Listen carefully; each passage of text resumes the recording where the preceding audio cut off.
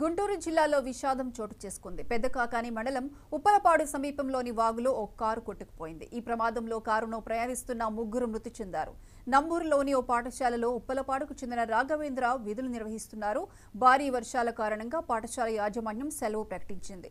దీంతో అదే పాఠశాలకు వెళ్లిన ఉప్పలపాడుకు చెందిన ఇద్దరు విద్యార్థులను తీసుకుని రాఘవేంద్ర స్వగ్రామానికి బయలుదేరాడు. మురుగువాగు ఉధృతంగా ప్రవహిస్తున్నా ఆగకుండా వెళ్లడంతో వరద ఉధృతికి కారు కొట్టుకుపోయింది. ఈ ఘటనలో రాఘవేంద్రతో పాటు కారులో ఉన్న విద్యార్థులు సాత్విక్, మాణిక్లు మృతి చెందారు. స్థానికుల సాయంతో కారుతో పాటు వాగులో కొట్టుకుపోయిన మృతదేహాలను బయటకు తీశారు.